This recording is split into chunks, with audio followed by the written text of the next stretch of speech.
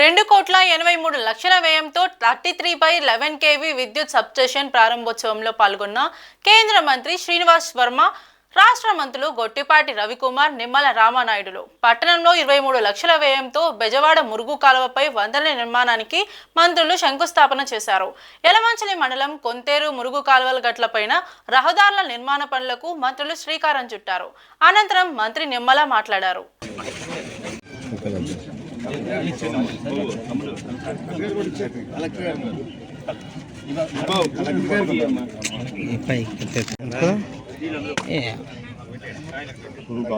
అంటే చేరాను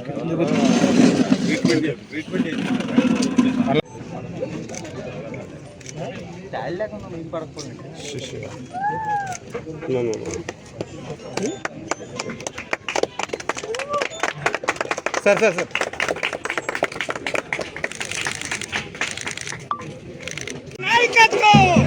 बीजेपी नायकत्व जय తెలుగుదేశం జై చంద్రబాబు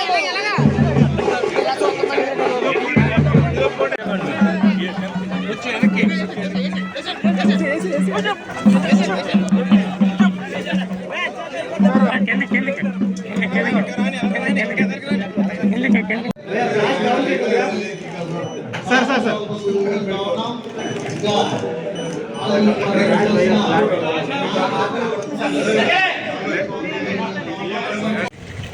మన పాలకొల్లులో మరి పెద్ద ఎత్తున అభివృద్ధి కార్యక్రమాలు, అందులో భాగంగా 26వ వార్డుకి ప్రత్యేకత ఉంది. సేవలో మదర్ తెరిసా, ధైర్యంలో ఝాన్సీ లక్ష్మీబాయి లక్షణాలు గల ఆమె ఢిల్లీ నుంచి ఫ్లైట్ లో వచ్చి మళ్ళీ ఈరోజు ఉదయం మరి మీరందరూ కూడా చూస్తున్నారు, ఒక పక్కన ఉగ్రవాదులు దాడుల నుంచి ఈ దేశాన్ని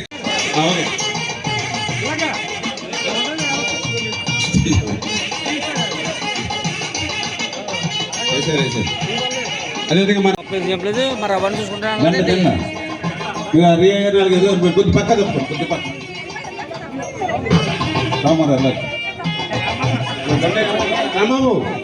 మన 2వ తారీఖున మనం చూసాం అమరావతిలో 14-19లో అప్పటి ప్రభుత్వం ప్రారంభించినటువంటి అమరావతి అభివృద్ధి పనులు ఏతున్నాయో గత ప్రభుత్వం ఉన్నటువంటి 5 సంవత్సరాల కాలంలో 3 రాజధానుల పేరిట రాజధాని లేనటువంటి రాష్ట్రంగా తయారు చేసినటువంటి విషయం ఆంధ్ర రాష్ట్రాన్ని.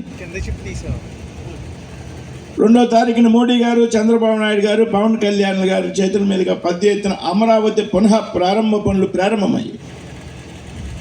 ఇదే విధంగా రాష్ట్రంలో అన్ని చోట్ల కూడా 19 నుంచి 24 వరకు లేనటువంటి అభివృద్ధి ఆగిపోయినటువంటి కార్యక్రమాలని పెద్ద ఎత్తున ఇవాళ ప్రారంభించి పనులు కొనసాగిస్తున్నారనేటువంటి విషయాన్ని మీరంతా గ్రహించాలి మిత్రులారా. దోపిడీకి గురైనటువంటి వైనం గత 5 సంవత్సరాలుగా రాష్ట్రంలో సంపదలను దోచుకున్నారు. అభివృద్ధి పనులు ఆగిపోవడమే కాదు, రాష్ట్రంలో ఏవైతే సంపదలు ఉన్నాయో ప్రజలకు సంబంధించినటువంటి వాటిని అన్నింటినీ కూడా దోచుకున్నటువంటి ప్రభుత్వం గతంలో ఉన్నటువంటి ప్రభుత్వం. ఇవాళ నాకు విద్యుత్ అధికారులు చెప్పారు, ఎస్సీ గారు, దాదాపు ఈ 10 నెలల కాలంలో పాలకొల్లు అసెంబ్లీలో 16 కోట్లు విద్యుత్ కోసం ఖర్చు పెట్టడం జరిగింది 10 నెలల కాలంలో. ఇవాళ ఒక సబ్స్టేషన్ నిర్మించడం జరిగింది 10 నెలల కాలంలో. ఇంకా అనేక సబ్స్టేషన్లు నిర్మించడానికి ప్రతిపాదనలు ఉన్నాయి. ముఖ్యమంత్రి నారా చంద్రబాబు నాయుడు గారు అయితే ప్రతి వారం రోజులకు ఒకసారి రివ్యూ చేస్తారు. ఎందుకంటే కరెంట్ అనేది ఆయనకు మంచి ఇంపార్టెంట్ సబ్జెక్టు, చాలా ప్రీతమైన సబ్జెక్ట్. కరెంట్ కానీ, ఇరిగేషన్ కానీ, ఈ సబ్జెక్టు, రోడ్లు కానీ, ఇవన్నీ బాగుంటేనే ప్రజలకు ఇబ్బంది లేకుండా ఉంటుందని చెప్పి ముఖ్యమంత్రి గారు ప్రతి వారం కూడా రివ్యూ చేస్తూ ఉంటారు అన్నమాట. నేను రామానాయుడు గారు, ఇంకో మంత్రి గారు సత్యప్రసాద్, రెవెన్యూ మంత్రి గారు, ముగ్గురం కూడా నిన్న 2 అవర్స్ ముఖ్యమంత్రి గారితో కూర్చొని అన్ని మీ పనితనం, మా పనితనం ఏ విధంగా ఉందని చెప్పి, ఆయన ఎట్లా పనిచేస్తున్నారు, మీరు ఇక్కడ మీ తప్పులు ఇక్కడ ఉన్నాయి, ఇక్కడ ఒప్పులు ఉన్నాయని క్లియర్గా చెప్పి ఇందుట్లో మీరు సరిదిద్దుకోవాలి, ఇందుట్లో బాగుందని కూడా చెప్పడం జరిగింది. నిన్న అంత రివ్యూ చేస్తాడు చంద్రబాబు నాయుడు గారు. ఎవరు కూడా తెలియదు, అన్ని మీడియాకి రావు, అన్నీ తెలియదు కాబట్టి చెప్తున్నాను. చాలా బాగా చేస్తాడు అన్నీ కూడా. ఇది ఇంపార్టెంట్ సబ్జెక్ట్ కాబట్టి ఇందాక మా ఎస్సీ గారు చెప్పారు, ఇందాక దాదాపు 100 కోట్ల పైన ఈ 9 మాసాల్లోనే విద్యుత్ అవసరాలకు సంబంధించి ఎక్కడ లో వోల్టేజ్ ఉంటే మళ్ళీ ఈ ట్రాన్స్ఫారాలు పెట్టడం కానీ ఇట్లాంటివన్నీ కూడా చేసాం. ముఖ్యంగా ముఖ్యమంత్రి గారు ఒకటి చెప్పాడు, మాకు పదవి ఇచ్చినప్పుడు ఈ ప్రాంతంలో ఎక్కువ వ్యవసాయం మీద కాకుండా వ్యవసాయంతో పాటు ఆక్వాకల్చర్ మీద ఆధారపడి ఉంటారు.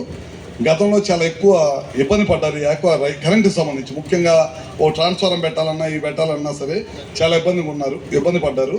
కనుక మనం వాళ్ళకి ఇబ్బంది లేకుండా చేయాల్సిన అవసరం ఉంది అని చెప్పడం జరిగింది. అప్పుడే ఒకరోజు మీటింగ్